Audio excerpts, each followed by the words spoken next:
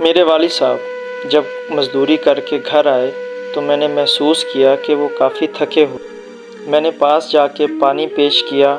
اور ان کے کندھوں کو دبانا چاہا تو کہنے لگے، نہیں پتر، کوئی ضرورت نہیں، کام آسان ہی تھا،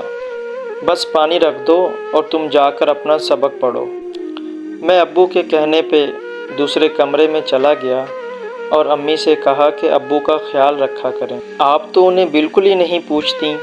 جیسے وہ صرف پیسہ کمانے والی مشین ہیں۔ امی نے منہ چڑھایا اور کہنے لگی کہ میں کون سا گھر میں فارغ رہتی ہوں، میں بھی تو تھک جاتی ہوں، اور سارے مرد پیسہ ہی تو کماتے ہیں، تیرے باپ نے کون سا کوئی انجینئرنگ کر رکھی ہے جو گھر بیٹھ کے پیسے کما سکے۔ میں امی کی بات سن کر حیران ہو کر اپنے کمرے میں چلا گیا اور میں سوچنے لگا کہ میرے گھر میں جو کھانے پینے کا سامان آتا ہے وہ ایک ایسا شخص لے کے آتا ہے جس نے کبھی تھکن محسوس نہیں کی اور جس کی بیوی ہمیشہ اسے طعنہ دینے کے لیے تیار رہتی ہے۔ مجھ سے رہا نہیں گیا، میں ابو کے کمرے میں گیا، دیکھا ابو سو رہا تھا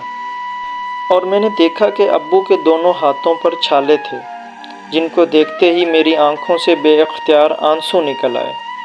جو مجھ سے یہ کہہ رہے تھے کہ یہ صرف نہ تمہاری ماں کی نفرت برداشت کرتا ہے بلکہ گھر کا سارا سامان بھی مہیا کرتا ہے اور مجھے کالج بھی پڑھاتا ہے، غمی خوشی بھی اس کے ذمے ہے، اور جب وہ گھر آتا ہے تو اسے کہا جاتا ہے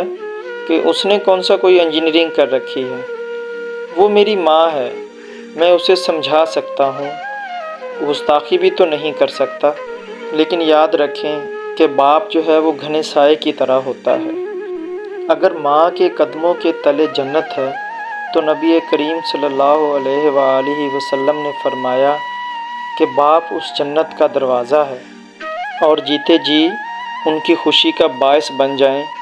اور ان کی عزت کا خیال رکھیں، ان کے مرنے کے بعد آپ کے آنسو ان کے کسی کام نہیں آئیں گے۔